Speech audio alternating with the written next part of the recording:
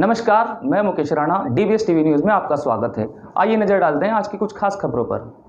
हजारों साल नरगिस अपनी बेनूरी पे रोती रही। बहुत दिनों के बाद होता है चमन में दीदवर पैदा। प्रोफेसर अप्पा साहब कागे को कौन नहीं जानता। महाराष्ट्र के शोलापुर इलाके में आपका जन्म हुआ। देश के मुख्तलिफ शहरों में आपने इल्म हासिल किया। माया नगरी कही जाने वाली मुंबई को अपना मस्कन बनाया। बहुत सारे सितारे दिए हैं आपने देश और प्रदेश को, जो आज पूरी दुनिया को रोशन कर रहे हैं अपने अपने फ़न के ज़रिए। उनकी इल्मी, अदबी, सियासी, समाजी खिदमात को देखते हुए जन जागृति फाउंडेशन NGO ने उन्हें पुष्प गुच्छ देकर उनका सम्मान किया। साथ ही उनको समाज रत्न सम्मान पत्र 2022 से भी नवाजा गया। इस मौके पर जन जागृति फाउंडेशन NGO के राष्ट्रीय अध्यक्ष आफाक खान उर्फ राजू भाई, राष्ट्रीय प्रवक्ता अवैस बरकाती साहब, नेशनल पदाधिकारी इफ्तिखार खान साहब, महाराष्ट्र प्रवक्ता इरशाद अंसारी साहब, मीडिया प्रभारी सलीम शेख साहब और अनगिनत कार्यकर्ताओं के बीच सियासी, समाजी, इल्मी, अदबी खिदमात का मुजाहरा करने के लिए और देश को, दुनिया को अच्छे सितारे देने के लिए उनका शुक्रिया अदा किया। इस मौके पर मीडिया से बातचीत करते हुए प्रोफेसर अप्पा साहब कागे ने ये कहा कि NGO ही एक ऐसा क्षेत्र है जो समाज हित में सही तरीके से काम कर रही है। इस मौके पर उनके साहबजादे विनय अप्पा साहब कागे ने भी जन जागृति फाउंडेशन NGO के तमाम लोगों का शुक्रिया अदा करते हुए कहा, इस सम्मान के लायक NGO है। राष्ट्रीय प्रवक्ता अवैस बरकाती जन जागृति फाउंडेशन NGO ने बातचीत करते हुए बताया कि प्रोफेसर अप्पा साहब कागे उनके भी उस्ताद हैं। उन्होंने बताया कि मैं एक नमूना हूं। देखिए हमारे संवाददाता के ज़रिए पूरी रिपोर्ट। तो इस वक्त हम पहुंच चुके हैं महाराष्ट्र के मुंबई के अंदर। एक अजीम शख्सियत से रूबरू करवाता हूं आप तमाम दर्शकों को। जैसे हमारे चैनल का तरीका रहा है कि अलग अलग जगहों पर, अलग अलग मौक़ों पर हम अजीम शख्सियत से रूबरू करवाते हैं आप तमाम दर्शकों को। आज हमसे बातचीत करने के लिए मौजूद है हमारे साथ एक अजीम शख्सियत, जिन्होंने अपनी जिंदगी का ज्यादा हिस्सा ऐसे समाज सेवा में दिया है जिसको दुनिया हमेशा याद करती है और करती रहेगी, जिनका नाम है प्रोफेसर अप्पा साहब कागे, जिनको कौन नहीं जानता। उनकी जिंदगी, उनका नाम, इतना शोहरत और इतना बुलंद मकाम है उनका कि इनके दरसेगाह से बहुत ऊंची ऊंची हस्तियों ने अलग अलग मुकाम पाया है। हर सेक्टर से इन्होंने एक नमूने दिया है जो देश, प्रदेश और विदेश के अंदर अपनी अपनी कारकर्दगी करके अपना मुजाहरा वहाँ कर रहे हैं। तो सीधे हम तमाम दर्शकों को रूबरू करवाएंगे इनकी दरसगाह से निकले हुए एक अजीम शख्सियत जो हमारे पास हैं, अवैस बरकाती साहब, जो जन जागृति फाउंडेशन NGO के राष्ट्रीय प्रवक्ता है। आइए उनसे जानते हैं। ये उनके शागिर्द रह चुके हैं, उनसे पढ़ चुके हैं, उनके टीचर हैं ये प्रोफेसर अप्पा साहब कागे। आइए पहले अवैस बरकाती जी से जानते हैं कुछ उनकी जिंदगी के बारे में और उनके पर्सनल मामलात के बारे में। जी सर। बहुत बहुत शुक्रिया। गुरु रे ब्रह्मा, गुरु रे विष्णु, गुरु रे देव महेश्वर। आज मेरी खुशनसीबी है कि ऐसे अजीम शख्सियत मेरे उस्ताद हैं, जिनको अपना उस्ताद कहने में मैं अपने आप को बहुत खुश नसीब समझता हूँ। आप प्रोफेसर हैं, कीर्ति कॉलेज में पढ़ा चुके हैं और अभी भी वही हुनर, वही चीज़ वो लोगों में बांट रहे हैं। आप ऐसे फील्ड में, एक ऐसे मुकाम में हैं जो किसी के मोहताज परिचय के या उनका तारुफ कोई कराए, ऐसा नामुमकिन है। सूरज को भला कौन रोशनी दिखा सकता है। आज सर के पास आने का मुझे शर्फ हासिल हुआ है। मेरी एनजीओ जन जागृति फाउंडेशन एनजीओ के माध्यम से, आपकी तरफ से, हमारे फाउंडर प्रेसिडेंट अफाक खान साहब, दूसरे हमारे एनजीओ के इफ्तिखार खान साहब नेशनल पदाधिकारी, इरशाद अंसारी साहब महाराष्ट्र स्पोक पर्सन, और मैं खुद जो है राष्ट्र प्रवक्ता। बहुत जमाने के बाद आज इनके साथ बैठने का मुझे शर्फ हासिल हुआ है। सर की शख्सियत मैं पहले बता चुका हूँ, कोई किसी के मोहताज नहीं है, फिर भी मैं मेरे सर के बारे में कुछ बातें बताऊंगा जो नहीं कोई बहुत कम लोग जानते हैं, हमारे और सर के बीच में ही है। सर इंग्लिश के लेक्चरर हैं। आप में बेशुमार काबिलियत और हुनर है। आप बेशुमार हुनर के मालिक हैं। आप मलखम के चैंपियन रह चुके हैं। आप लाठबाजी के चैंपियन रह चुके हैं। आप म्यूजिक में फ्लुएंट के बहुत बड़े जो है कलाकार रह चुके हैं। आप भोपाल रेडियो में काम कर चुके हैं। आप पॉलिटिक्स से जुड़ चुके हैं। ऐसे कई जो है बोलते रहूँगा, शाम हो जाएगी, लेकिन मैं मेरे उस्ताद के काबिलियत और खूबी के बारे में नहीं बयान कर सकता हूँ। ये मेरी खुशनसीबी है कि आपके दर्शगाह में मुझे पढ़ने का मौका मिला है। आपका इल्म इतना बारीकी, इतना बेहतरीन है कि इन्होंने पढ़ाया नहीं बल्कि घोट के मुझे पिला दिया है। अगर मैं कुछ एग्जाम्पल दूं, जैसे इंग्लिश के लेक्चरर हैं, इन्होंने मुझे फिगर ऑफ स्पीच पढ़ाया जो आज भी मेरे जुबान पे है। जैसे फिगर ऑफ स्पीच के कुछ सेंटेंस है, alliteration, inversion, similisation, metaphor, hyperbole, personification, antithesis, climax, collaboration, anticlimax, और ऐसी बहुत सारी चीजें हैं जो आज भी मुझे याद है। सर ने मुझे पढ़ाया, ट्यूशन पढ़ाया, एक चार्ज 1 रुपया भी मुझे नहीं लिया। आप हमेशा अपने शागिर्दों में सबसे आला किस्म का मोहब्बत मुझसे रखा और अपने बच्चों में मेरी गिनती की, और यही सब चीज़ है कि आज जो है सर के सामने हमेशा जब आता है तो माँ बाप के बाद या माँ बाप से पहले सर के सामने सर झुक जाता है। सर, आप जन जागृति फाउंडेशन एनजीओ के राष्ट्रीय प्रवक्ता है। सर से इस वक्त एनजीओ की पूरी टीम के साथ जो आप मिल रहे हैं, मकसद क्या है?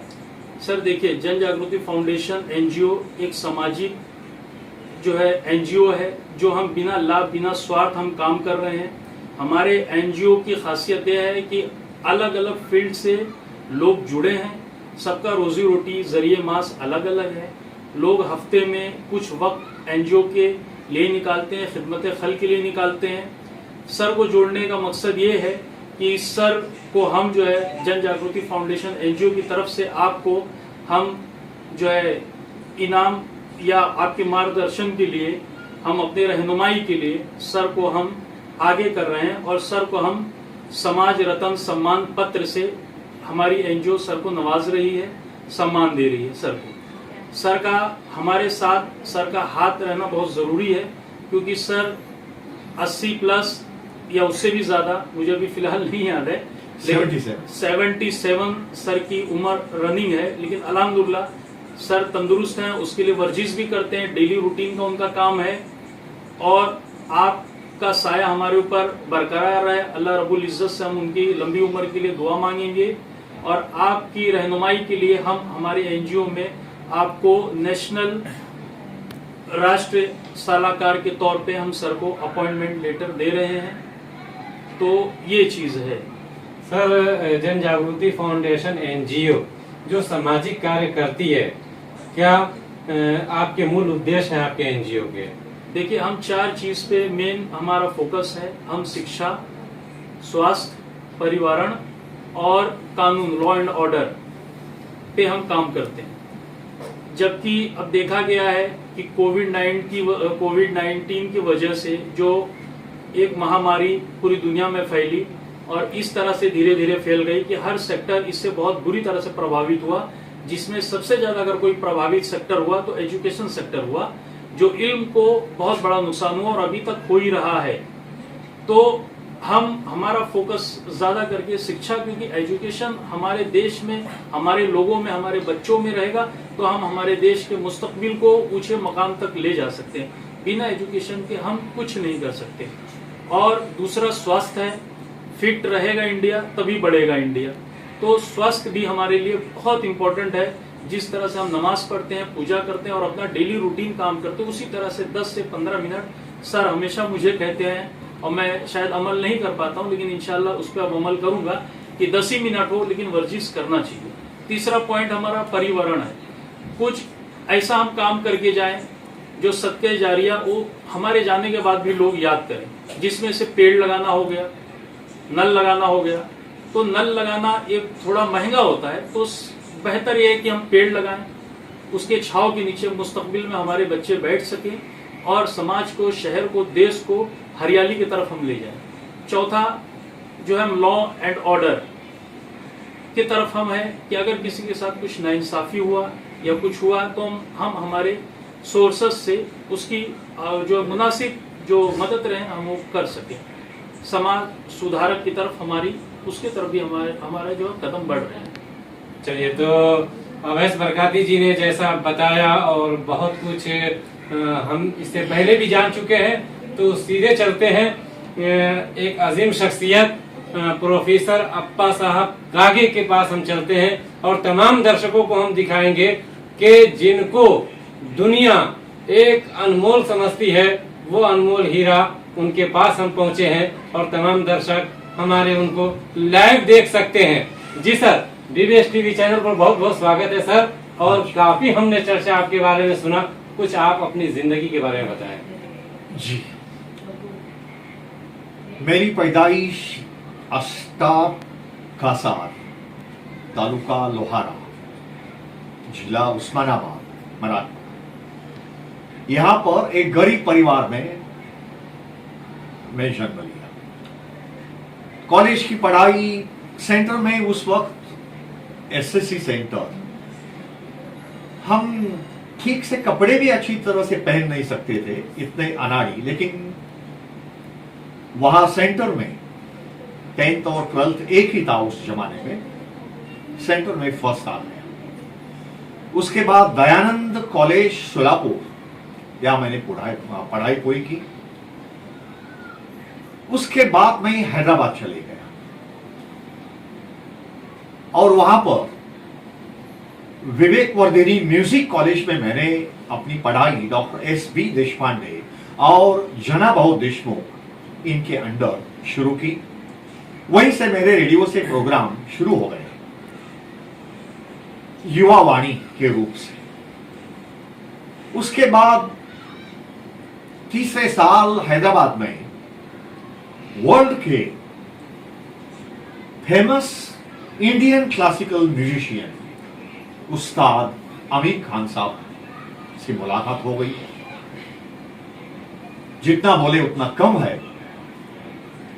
श्री राम या सरस्वती या अल्लाह के करम से, नसीब के करम से उनसे मुलाकात होने के बाद खान साहब खुद बोले कि बेटे तुम बंबई चले आओ। बंबई आ गया। खान साहब के साथ वहीं रहना, खिदमत करना।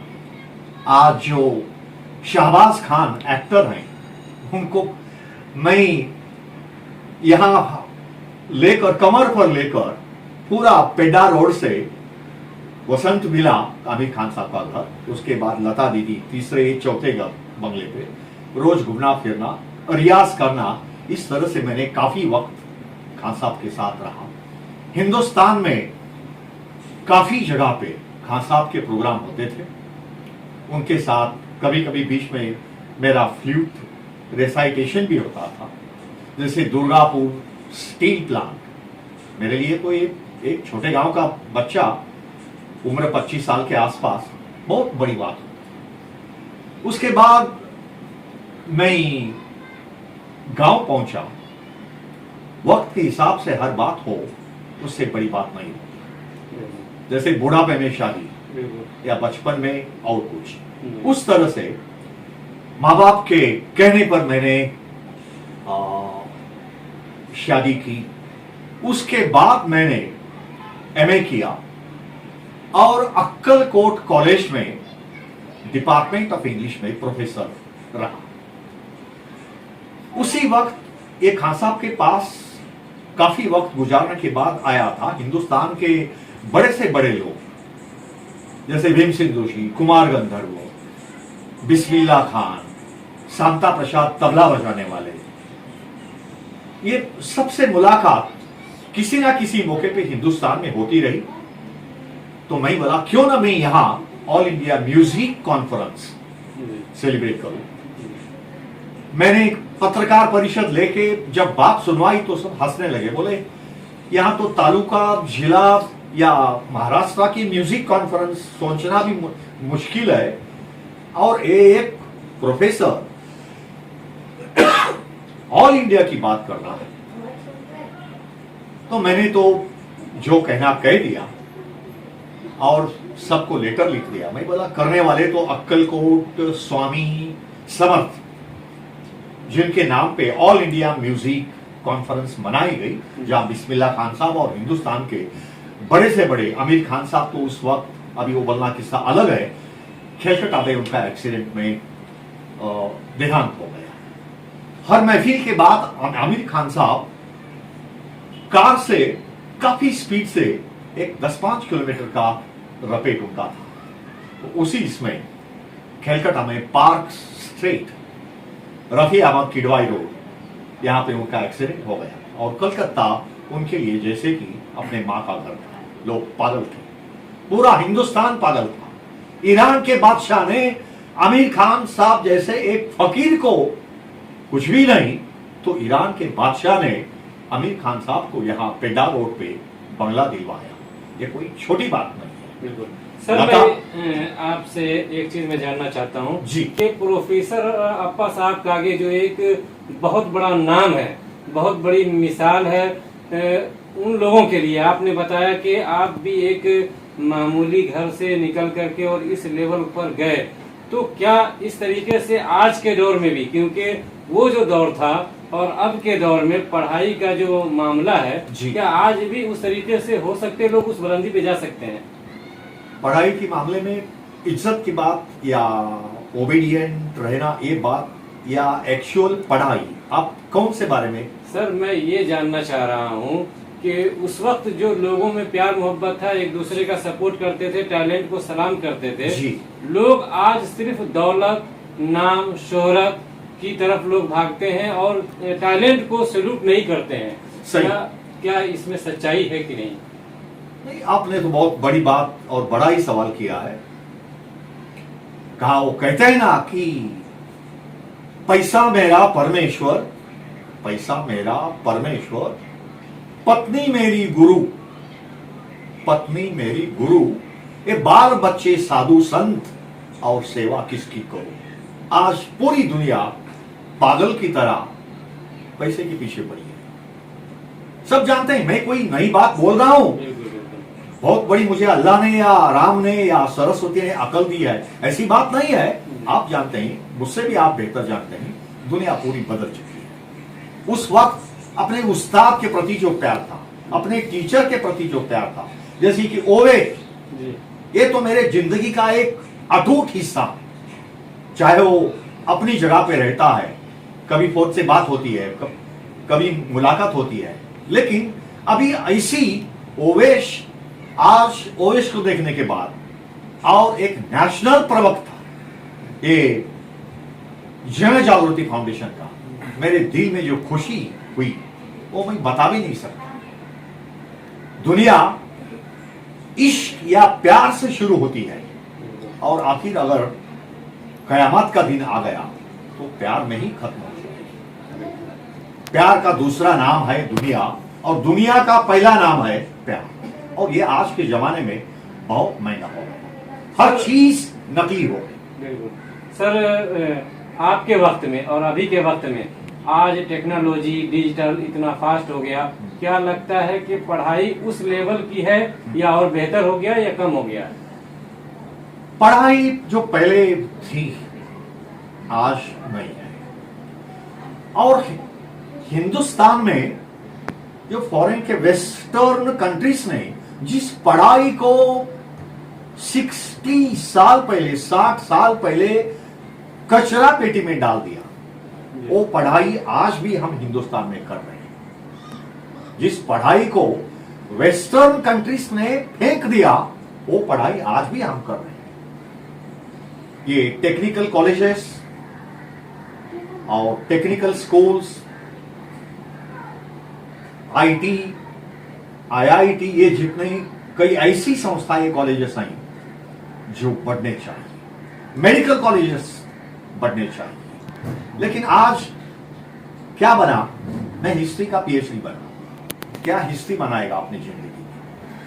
क्या बना, मैं फलाने लैंग्वेज का पीएचडी हो गया। अपना हिंदुस्तान का एजुकेशन प्रैक्टिकल नहीं है। और education system in India is not actually life oriented, it is money oriented.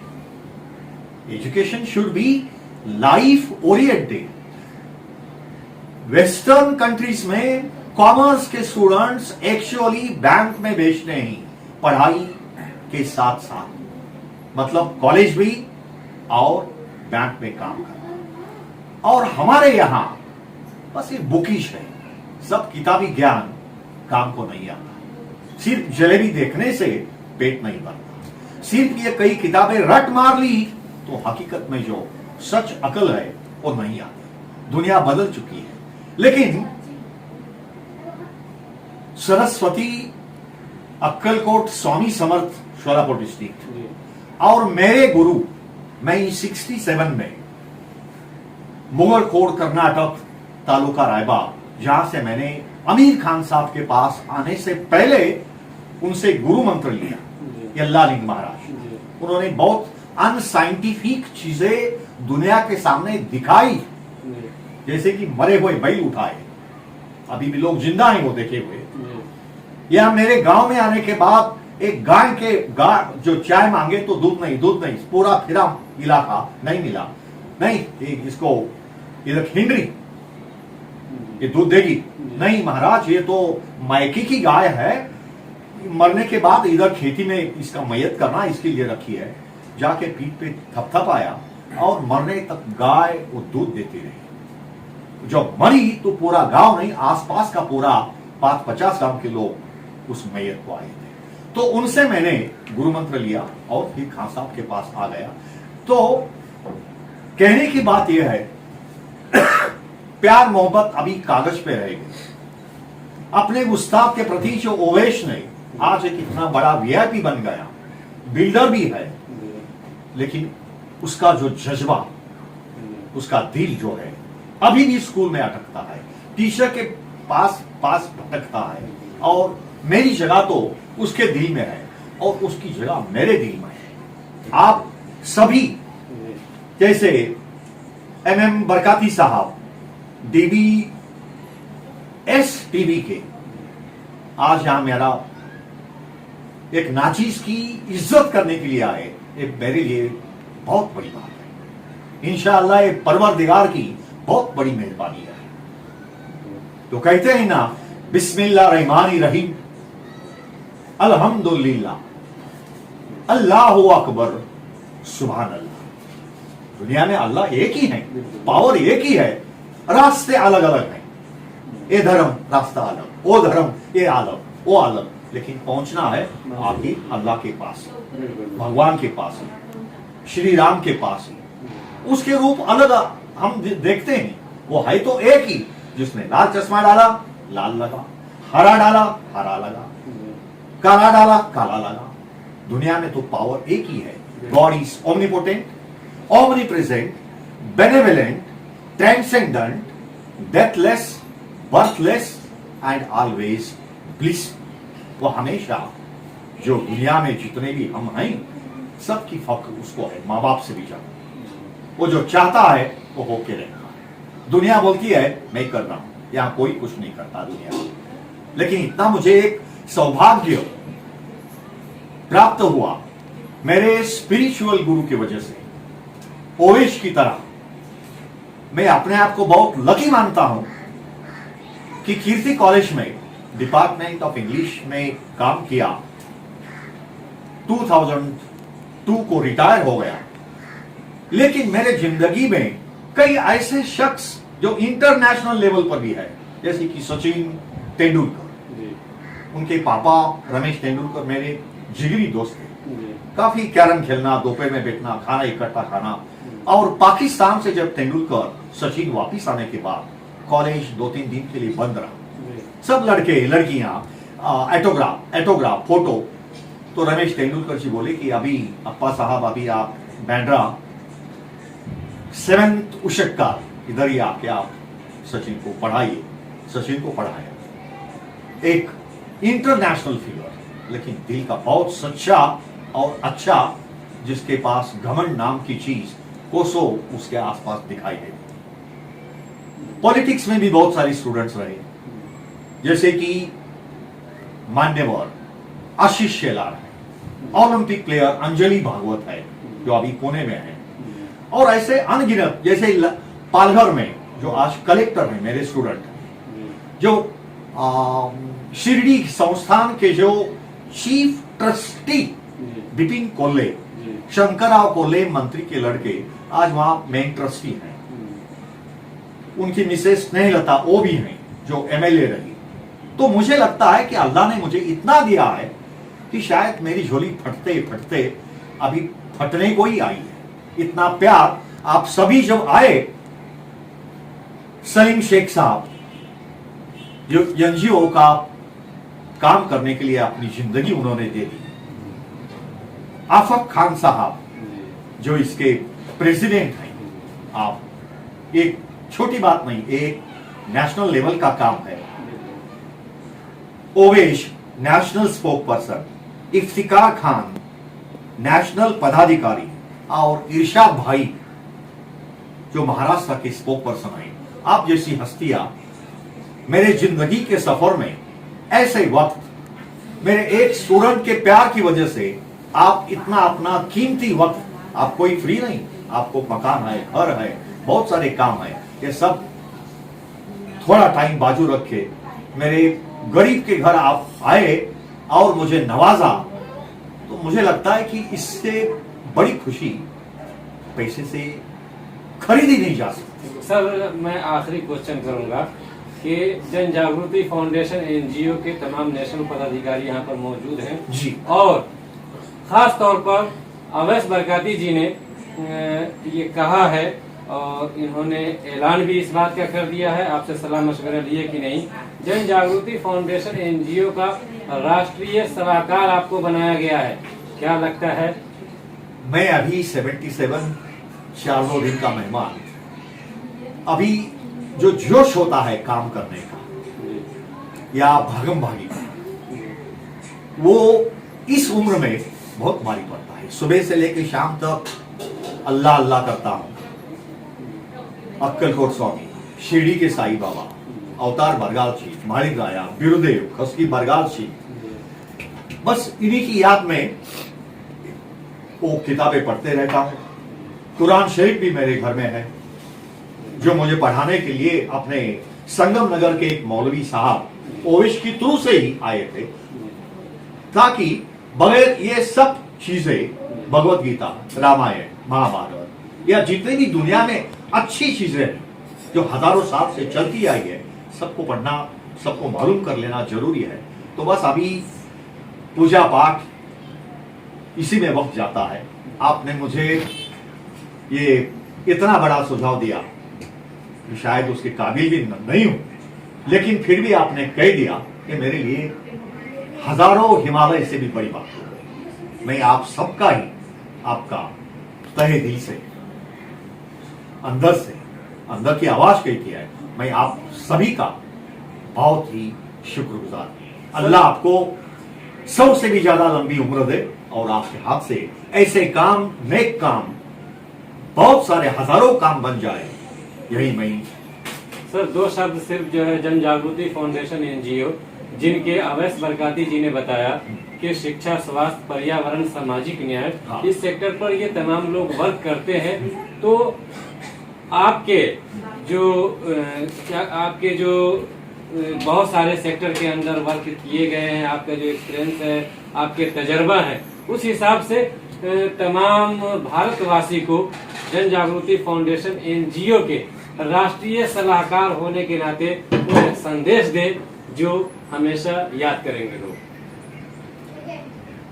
सलाह कौन सी बात पे सलाह? सर, एनजीओ सोशल वर्क हाँ, कितना जरूरी है आज के दौर में? जन जागृति फाउंडेशन एनजीओ कई सालों से सोशल वर्क, पर्यावरण, इन्वायरमेंट, लॉ एंड ऑर्डर, अगर किसी के साथ नाइंसाफी होती है और बहुत सारी चीजें तमाम हिंदुस्तान के लोगों के लिए कर रही है ये फाउंडेशन। एक बहुत ही अपने आप में एक बहुत बड़ी मिसाल है, और सिर्फ पे कागज पे नहीं, प्रैक्टिकली आज मैं देखा, मैं सोचा भी नहीं था। मैं बोला कि भोवेश मेरा लाडला आएगा, तो एक दो दोस्त आएंगे और फोटो वीटो हो जाएंगे, लेकिन आप एक जिम्मेदार एनजीओ के सभी पदाधिकारी, आप यहाँ प्रेसिडेंट, आप यहाँ आए, और यही एक मिसाल है दुनिया के सामने कि जहां भी कुछ अच्छा दिखाई दिया जाए वो दुनिया के सामने लाना, पर्यावरण को संभालना, नाइंसाफी को बदल देना, तो ये बहुत बड़ी बात अपने आप में है। मैं और मेरे परिवार से, और मेरा लड़का विनय, जिसका आपने भी बहुत सम्मान किया, शायद उसकी जिंदगी में ये पहली बार उसका सम्मान इस तरह से हो गया, और पूरे परिवार से आप सबको बहुत बहुत धन्यवाद देता हूं, और अल्लाह करे कि आप सबको, खास करके मेरा दिल का टुकड़ा ओवेश, बहुत बरकत दे, लंबी उम्र दे, आपसे ऐसे हजारों काम अच्छे होते जाए, तो यही मैं गॉड को प्रेयर करता हूं। बहुत बहुत शुक्रिया सर, आप अपना कीमती दिए हम सबको, हमारी जिंदगी को यादगार बनाने के लिए, हमारे एनजीओ को, हमारे चैनल्स को अपना कीमती वक्त दिए, इसके लिए बहुत बहुत धन्यवाद, बहुत बहुत शुक्रिया sir. Thank you very much.